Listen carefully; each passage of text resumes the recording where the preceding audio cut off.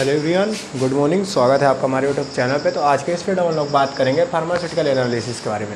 तो गाइस अभी के हो रहे हैं 4:30 और सुबह का टाइम है और सुबह सुबह आपको क्या करना चाहिए, उठ के पढ़ना चाहिए। ठीक है, तो आज के इस वीडियो में हम लोग यही बात करेंगे फार्मास्यूटिकल एनालिसिस क्या होता है और इसकी डिफिनीसन के बारे में बात करेंगे और इसके टाइप्स के बारे में बात करेंगे। ठीक है, तो आइए देखते हैं। सबसे पहले इसके थोड़ा सा सिलेबस को देख लेंगे।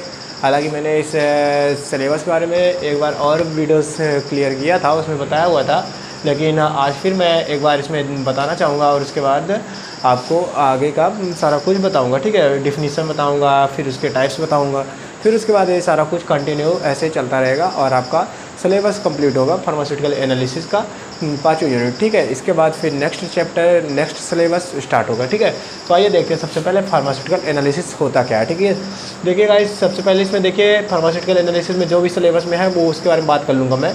तो यहाँ पे देखिए डेफिनेशन एंड स्कोप, इसमें जो है फार्मास्यूटिकल एनालिसिस की डेफिनेशन होगी, उसके स्कोप्स होंगे। ठीक है, फार्मास्यूटिकल क्या होती है इसकी डेफिनेशन और स्कोप से क्या होते हैं इसके, कहाँ पे इसके ज़्यादा क्रेज़ हैं, कहाँ पे ये ज़्यादा स्कोप है इसके, जहाँ पे आप इसको यूज कर सकते हो। ठीक है, इसके बाद हम लोग different techniques of analysis and method of expecting concentration. ठीक है, फिर हमारा आता है प्राइमरी एंड सेकेंडरी स्टैंडर्ड, मतलब कि प्राइमरी स्टैंडर्ड क्या होता है, सेकेंडरी स्टैंडर्ड क्या होता है, इसके बारे में बात करेंगे।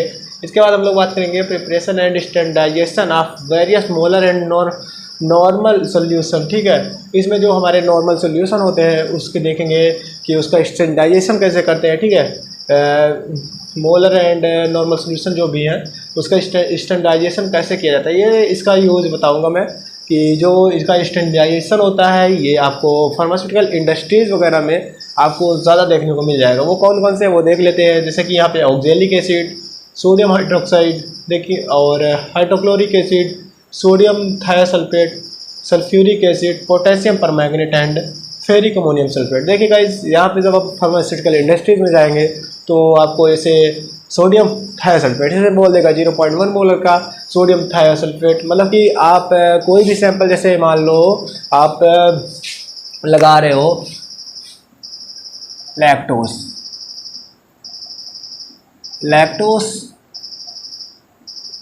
ठीक है, लैक्टोस एक सैंपल है। ठीक है, ये हमारा एंटी कैंसर ड्रग में यूज़ किया जाता है। तो ये लैक्टोस में, ये जैसे कि ये लैक्टोस सैंपल है, इसकी टेस्टिंग जो चलती है उसमें कुछ एसिड बेस टेस्टिंग होती है। तो उसमें क्या होगा कि आपको कुछ ऐसे, या फिर उसमें आपको जैसे कि ऐसे वगैरह लगाते हैं तो उसमें ऐसे कुछ जो ये हमारे स्टैंडर्डाइजेशन वाले यूज है, ये इसको यूज किया जाता है। ठीक है, जैसे परक्लोरिक एसिड हो गया, सोडियम हाइड्रोक्साइड हो गया, सोडियम थायोसल्फेट, मतलब कि 0.1 मोलर का, 1 मोलर का कुछ भी बोल देता है उसमें, जो भी उसमें यूज हो रहा है। तो आप एज पर STP के अनुसार इसमें यूज करोगे। ठीक है, अगर 1.1 मोलर का बोला है तो 1 मोलर का हाइड्रोक्लोरिक एसिड बनाना पड़ेगा। अगर मान लो बोला है आपके, वो STP रहेगी आपके पास। ठीक है, उसके अकॉर्डिंग किया जाता है। मोनोग्राफ रहता है, मोनोग्राफ IPPSP का देख के जो भी अगर मोनोग्राफ बोलता है उसके हिसाब से किया जाता है। ठीक है, तो देखिए यहाँ पे ये मैं आपको समझाऊंगा किस तरीके से आपको बनाना है। जैसे कि मान लो अगर उसमें बोल दिया कि 1 मोलर का हाइड्रोक्लोरिक एसिड बनाना है तो किस तरीके से बनाना है। ठीक है, तो भी मैं आपको समझाऊंगा किस तरीके से आपको बनाना है। ठीक है, सारा कुछ बताऊंगा मैं डिटेल में, अगर आप हमारे साथ जुड़े रहोगे तो। ठीक है, अगर आपको जुड़े रहना है, आपको सारा कुछ जानना है तो हमारे चैनल को अभी सब्सक्राइब करो। ठीक है, देखिए यहाँ पे पर क्या है, यहाँ पे फेरिक अमोनियम सल्फेट। ठीक है, ये सब कुछ के बारे में आपको डिटेल में समझाऊंगा। ठीक है, इसकी डिफिनेशन देखेंगे हम लोग। ठीक है, डिफिनेशन में देखिए, it is the branch of science pharmaceutical chemistry which involve the process of identification, determination and quantification and purification of substance. मतलब कि इसमें जो होता है, एक फार्मास्यूटिकल इंडस्ट्री होती है, उसमें जो है उसकी उस प्रोसेस को देखते हैं, आइडेंटिफिकेशन उसको आइडेंटिफाई करते हैं, डिटर्मिनेशन उसको डिटर्मिनेट करते हैं, और उसकी क्वांटिफिकेशन उसकी क्वांटिटी चेक करते हैं, और प्यूरिफिकेशन वो कितना प्योरी है, कितना प्योर है, ये सारा कुछ चेक करते हैं। इसी सब्सटेंस को हम फार्मास्यूटिकल एनालिसिस कहते हैं। ठीक है, इसके बाद कुछ और इसकी डिफिनेशन एक और बनती है, वो भी देख लेंगे। It is the qualitative and quantitative determination of substance by using manual chemical and instrumental method, ठीक है। इसमें जो होता है मैनुअल केमिकल्स जो होते हैं हाथ के द्वारा उस केमिकल को इंस्ट्रूमेंट हाथ के द्वारा उसको बनाते हैं और उसके बाद इंस्ट्रूमेंट पे उसको टेस्ट करते हैं। यही हमारा इसका कहने का मकसद है, ठीक है।